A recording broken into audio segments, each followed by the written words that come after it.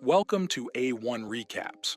In today's video, we're recapping The First Omen, a highly anticipated horror movie of this year and prequel to the classic 1976 film The Omen. Directed by Arkasha Stevenson in her debut film, it maintains a strong connection to the original while delivering new twists and turns. Before we get started, please don't forget to leave a like and subscribe.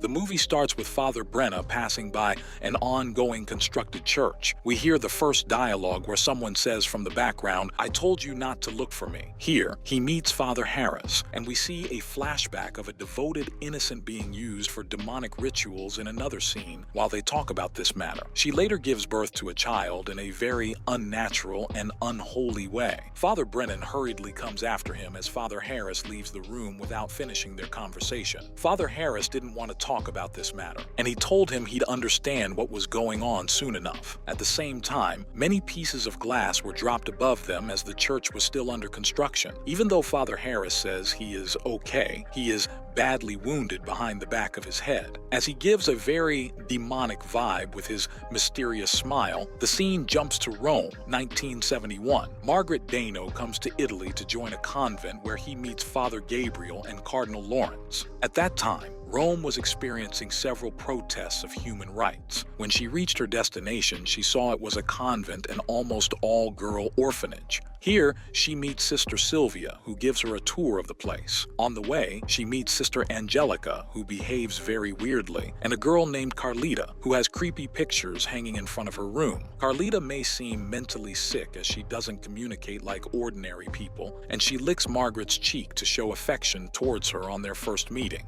Besides, her roommate, Luz, also a nun, sneaks out at night to party and chill, which is very weird as the nuns vow to refrain from any attraction and salvation in this world. As Margaret's Italian isn't fluent, she tries to learn from the little girls she teaches. While conversing, she gets to know they are also Carlita's classmates, and most of the time, she gets locked in her room. At night, Luz forces Margaret to wear a revealing dress to join her in the club. Here, they both behave very questionably as they both have no self-control and are ready to party. They both get drunk in the club and enjoy their time with the boys. Margaret meets a boy named Paolo. They drink, and while dancing, they get very intimate with each other. But the shocking part is that while kissing each other, Margaret licks Paolo just like Carlita licked her on the first day. Being heavily drunk and everything, she blackouts. After waking up, she discovers herself in her room, remembering nothing from last night. Even though she asks Luz about it, she assures Margaret that she did nothing embarrassing the previous night. But as all these were wrong for her to do, Margaret feels very guilty, asks God's forgiveness, and prays hard at church. For some work, Margaret leaves the orphanage, where she meets her father, Brennan, but she doesn't know her. He comes to her and starts talking out of nowhere. He warns her not to trust anybody in the orphanage. He also tells her she must have heard Sienna's name and must keep her distance from Carlita. Father Brenna even gives her his address and flat number so they can talk elaborately on this matter, but she doesn't trust him at all. While spending time with the girls in the orphanage, Margaret notices that Carlita is missing. While asking, they told her she was in the bad room.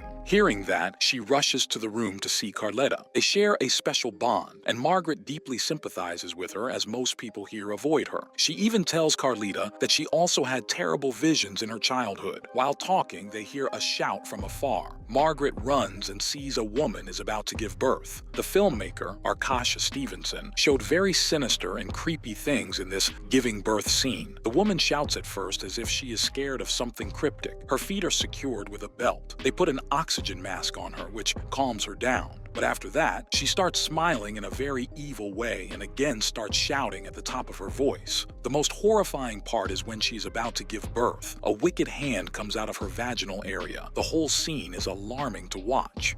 Seeing all this, Margaret loses consciousness. While waking up, Cardinal Lawrence tries to comfort her, saying that she got a bit sick from experiencing the scene of giving birth for the first time. All the nuns and little girls are enjoying their time eating and laughing in the convent yard. Margaret sees that Sister Angelica and Carlita are together and discussing something suspiciously. She goes near them, where Carlita gives Margaret a picture of a pregnant girl with her hands and feet bound. Some sisters are surrounding her. Seeing this, Margaret gets a bit angry with Sister Angelica. Weird Angelica then gets up and kisses her, which is very offensive. Besides, no one seems to care about it, as if it always happens here. Plus, most of the sisters are smoking while talking or having, which is very bizarre, seen in a convent. Suddenly, Sister Angelica shows up on the balcony of the convent where she says, "It's all for you," and lights her up with fire. The situation shocked everyone, and everyone started panicking about this sudden incident. All these distressing incidents lead Margaret to Father Brennan's house. Father Brennan tells her that this convent is the worshippers of Satan. They believe they can bring the birth of the Antichrist and try to use this dark force to birth the Antichrist. He also tells her Carlita could be the Antichrist here and tells her to bring any information so that he can confirm the fact. But a massive misconception is going on, as they still don't know enough about it. When a demon gets physical with his child, then an Antichrist baby is born. Here, Carlita is his child, not the Antichrist. Besides, all the demon babies will have 666 marks on them.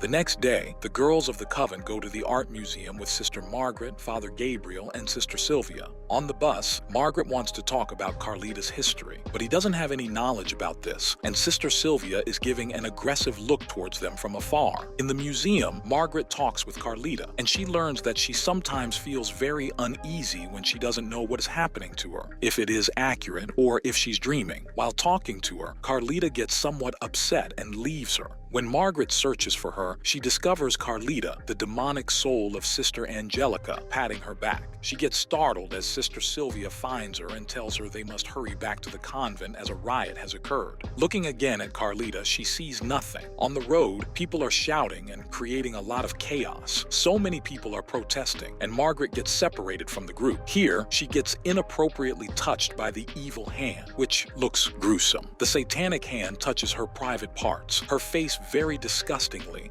and she shouts so hard. But this demonic behavior is only happening to her, as no one can see anything around her, and Sister Sylvia sees everything. Returning to the convent, Sister Sylvia tells Margaret to step back from her responsibilities. She also refrains from getting any closeness with Carlita. Besides, she also suggests that she does not need to take a vow to be a nun. Hearing all this nonsense, Margaret gets furious and blames the sister for Carlita's sufferings. Margaret leaves at once and notices Paolo on the road. She immediately tells us to stop the car and goes to meet Paolo. He ignores her at first, but when he says, "Look for the mark," a car hits him at that exact moment, and later, his body gets cut very nastily. This incident makes Margaret feel so scared that she immediately goes to the church and prays. The candles make the shape of the mouth of the devil, as if she is going to be eaten by him. In the next scene, when Luz is taking her vow as a nurse, Margaret sneaks out to find the secret room key where all the girls' files have been kept. She also sees the hidden room where she finds 14 files under the name of Sienna. All the Sienna babies were born on the 6th of June at 6 in the morning. The last Sienna baby is Carlita, who was born in 1959. Almost all the babies are dead except Carlita,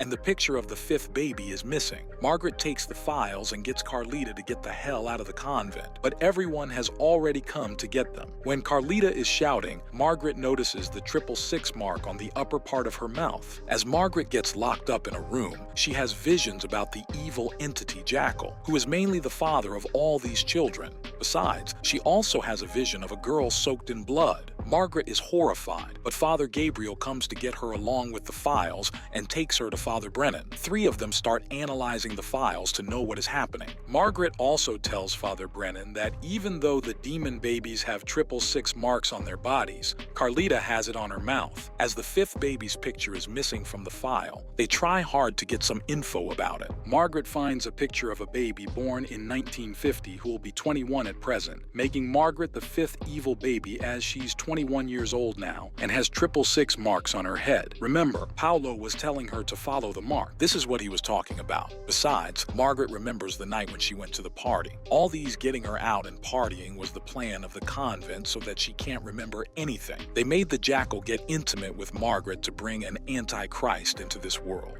Margaret hurriedly goes to abort the baby along with Father Brennan and Gabriel to prevent any madness. But people from the church have an accident with their car intentionally. But the surprising part is that all of a sudden Margaret's belly becomes a full-grown pregnant tummy. They bring her back to the convent so that they can get the baby immediately. Here, Cardinal Lawrence, also associated with the craziness, reveals the truth about the ongoing sinister incident. They are trying to bring the Antichrist into this world so that people can get scared of their wrongdoings and come back to the path of Christ, which is absolute stupidity. A Catholic church is trying to birth an Antichrist, which is complete garbage. Sometimes later, Margaret gives birth to a baby girl and a baby boy. Nobody cares about the baby girl because the baby boy has 666 marks on her head. They're celebrating the arrival of the Antichrist.